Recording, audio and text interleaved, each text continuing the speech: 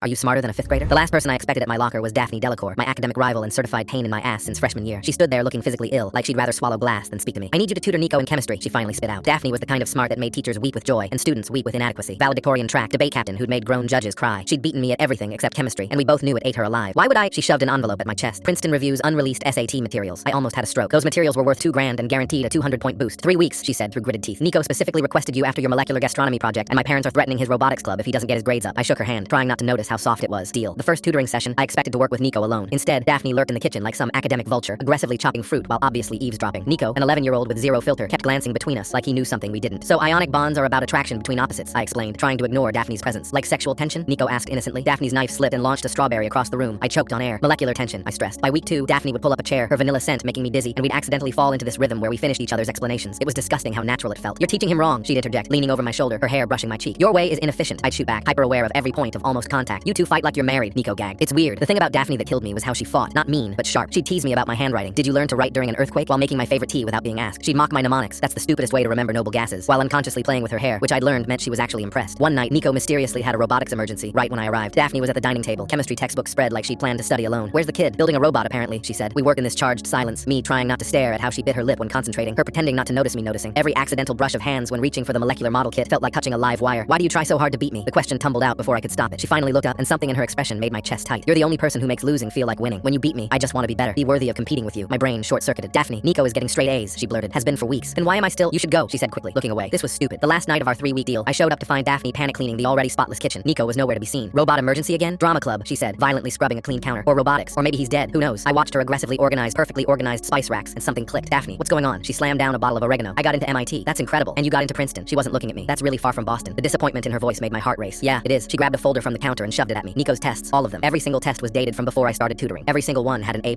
He failed one quiz on purpose, she said in a rush. Said he was tired of watching us be idiots. His words. The little demon orchestrated this whole thing because apparently we're embarrassingly obvious and ruining his life with our pining. I stared at her. This brilliant, competitive, absolutely infuriating girl who'd let me into her house for 3 weeks just to be near me. Her face was red. She was stress organizing fruit, and she was the most beautiful thing I'd ever seen. I switched to Princeton, she whispered. Last week, told my parents it had a better program, but really I can't compete with you if you're 2 states away. My brain completely melted. She chose me. Daphne Delacour, who'd never chosen anything but first place, chose me. Say something, she demanded. You're just staring and it's creepy, and I kissed her. It was probably the least smooth move possible, but she made this tiny surprised sound and then kissed me back, and suddenly 3 weeks of torture made perfect sense. Her hands were in my hair and mine were on her waist, and we were definitely knocking over chemistry equipment. But who cared? Because Daphne Delacour was kissing me like we were competing for Olympic gold in making out. Finally, Nico's voice came from the stairs. Do you know how exhausting it's been watching you two idiots pretend you're not in love? I'm 11. I've suffered enough. We broke apart, breathing hard. Daphne's lips were swollen and her hair was a mess, and I was so gone for her it was embarrassing. How long have you been there? Daphne asked. The whole time. Drama club was fake. He grinned evilly. You're welcome, by the way. I expect Princeton recommendations when I apply to college. You little, she said. I just laughed, pulling her back against me because I could do that now. All thanks to her scheming little brother.